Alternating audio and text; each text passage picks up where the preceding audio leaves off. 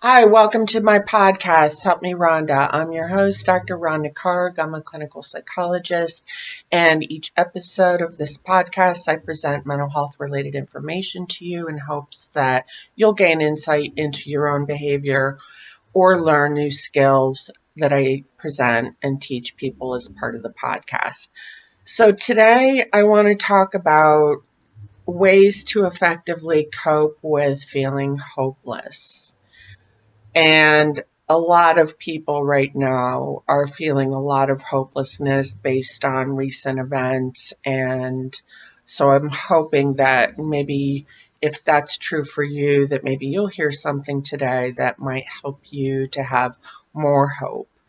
So hopelessness is based on a feeling of helplessness, or that you don't have anything that you can do that will affect the situation and improve it.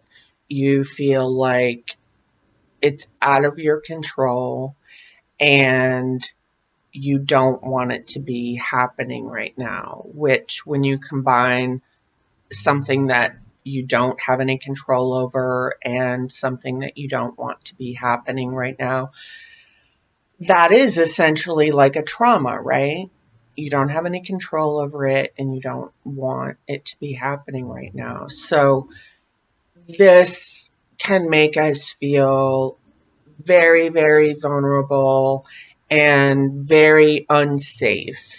So let's talk about ways that we can work through that. Let's start with the helplessness piece of it first, because as I said, that's often a precursor to the hopelessness piece.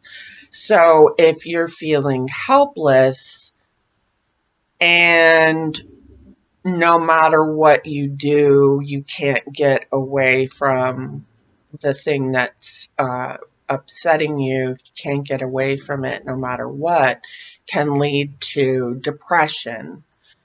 In the 70s, they did some experiments with dogs where they put them in cages and they had like electric shock plates on the bottom of the cages, and if the dog was on the right side of the cage, it would get a little zap, so it would get up and jump to the other side of the cage, and when it got over there, it would also get a little shock, and so on and so forth. So the dog would jump back and forth, but eventually, what do you think the dog does? The dog just lies down and gives up. And that is an animal model depression. It's called learned helplessness. If you find yourself in a situation where you feel helpless over the negative things that are going on in your life, that can really have a very serious effect on your mental health. So we're going to talk about the ways that you can improve your feelings of hope and help and feeling helpless, improving that by focusing on the things that you can do, focusing on the things you do have control over. A lot of us take a lot of things for granted in terms of the things that we can do. We have choices, tens of thousands of choices a day, I'm sure, where we can pick this or we can pick this. We can do this or we can do that. And we don't usually pay attention to that because we have other things to focus on instead. So we may not recognize quickly all the different things in our life that we can control, whether it's maybe what time we eat dinner, to what time we go to bed, to what we decide that we're going to eat, to uh, whether or not we engage in some healthy coping strategies or not. Those are all things we have control over. Practicing really, really good self-care is going to be very essential for you. And self-care is something that you do have control over. So practicing good self-care, and I have another podcast that addresses self-care in more detail, but the main idea is that it's important for you to do things that are going to meet some of your needs and help soothe you and help improve your mental health or your physical health.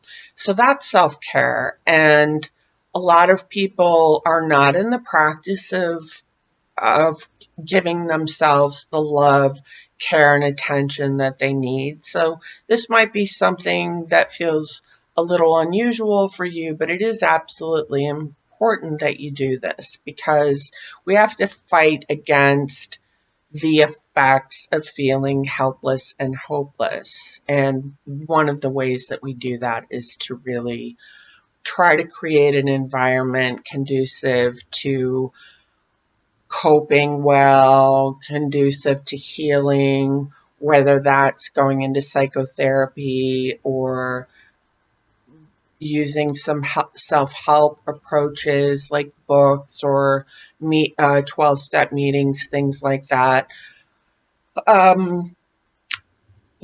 Doing things like that so that we can effectively absorb and not be reactive to the things that are going on in our environment, to help us feel safe and secure, to help us not be triggered by the things that are happening. So also as it relates to current events, that feeling of helplessness that can lead to hopelessness is important to pay attention to in terms of how can you get involved? What are the ways that you can contribute to this problem? And networking with other people that are like-minded, staying away from people who have maybe very different ideas than you have, so that you aren't finding yourself feeling small or feeling triggered or angry. That part of you feels unsafe for one reason or another. So also, I would explore what aspects of you feel unsafe. What feels unsafe about the situation? What are your greatest fears about what's happening right now? What do you anticipate? What are you afraid will happen to you as a result of what's going on right now? Journaling about your feelings can be really effective. I have another podcast on therapeutic journaling that you can watch. But it can be really helpful for you to just do like a dump and just write down all the things that you're feeling, because emotions are running high in the country right now on both sides of the issue. So I think it's important to practice good self-care right now, regardless of how you feel about what's happening, because there's a lot of changes happening that people feel emotionally charged about. And so it's very important for us to treat ourselves with love and compassion and nurturing ourselves. You can think about, okay, how would I nurture someone else that was at my house that was going through a really tough time? What would I do for them? What would I say to them? What would I feed them? You would probably take really good care of people that came to your home to see you. So you can think about it like that if it helps you to take a different perspective in terms of what do I need to do to take care of myself.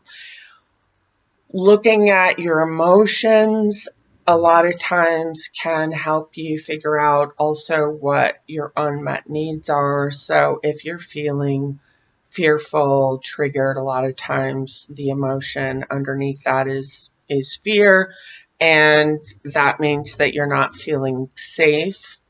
And asking yourself, what do I need to do to feel safe? A lot of times it might mean focusing on the things you have control over, focusing on taking steps that will help improve the situation if that's possible, and getting the support that you need from other people if possible, whether that's a psychotherapist or someone else who's earned your trust, that you seek out help from other people to help you get through it. Another thing that you can do is write a letter to that depressed part of you or that overwhelmed part of you. Write a letter to that part of you that's afraid and address the helplessness and the hopelessness, and write down the things that you have found that really do effectively soothe you. Remember the five senses. That's one skill set that you can use in terms of getting grounded and soothing yourself, is to use the five senses. I have another video about that. And remind yourself of those things, because remember, when you have too much adrenaline running through your veins, your downstairs brain, which is your reptilian brain, which is your emotion mind, that part of your brain is in charge. And when that happens, the circuitry between your upstairs brain, which is your logical, rational mind, and your downstairs brain, which is your emotion mind or your reptilian mind, your fight or flight, the circuitry between those two is actually cut off. So you are not able to, in that moment, think about what you need to do to take care of yourself because you're triggered. If you write yourself a letter and maybe fold it up and put it in the top drawer of your dresser or something like that, then you'll have it available to you and you can look at it and read it and remember, right, these are the skills that I've learned. These are the things I can do to make me feel better. Okay, so make that list for yourself so that you'll be able to reference it. Of course, do it when you're in a good space so that you can really think about all the things that make you feel good and help improve your mood.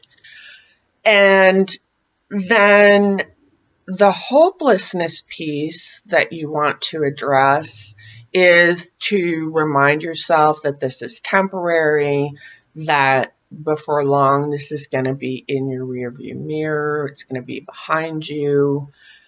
Imagine yourself being on the other side. Imagine how things will be for you when this is no longer an issue anymore. Imagine yourself being past it. And imagine all the times in your life where maybe you felt helpless and hopeless, but you were able to push through and get to the other side. Recognizing the times that you've done that will help you to have confidence in yourself. It'll be empowering to remember, yes, when I was this age, I went through this really difficult period of my life and I got through it. And these are the things that I did to get through it. So take stock on the times that you've been able to do this successfully in the past. And that will also help you with feeling less hopeless about the situation and have a more positive outlook on things. So you can try writing a letter to the depressed part of you or the overwhelmed part of you to remind yourself, here are the things that you can do to improve your situation and practice good self-care. And here are some things that you can remember to give you hope that this is going to get better. Those things are very, very important for our mental health, is to feel like we have some control over our lives and that we can anticipate good things. Okay, so if you're feeling stuck with either one of those aspects of the current situation, I would also maybe reach out to other people who maybe are going through a similar feeling as yours, as long as it's not making you feel worse. It's good to get support from other people and maybe do some problem solving and validation from each other. But be careful how much you engage in that immersive process, I guess you could say. Don't get obsessed with it and spend too much time on it, because that will essentially be releasing stress hormones all day, and that is not good for your brain. That can make your brain inflamed and make your mood very low. So be careful about that. Would love to hear from you in the comments about the things that help you when you're feeling hopeless, things to remind yourself about, or things that maybe you've shared with other people that have given them hope and helped them get through a really tough time. Would love to hear your feedback on that. Thanks so much for joining me today, and I hope you enjoy the rest of your day.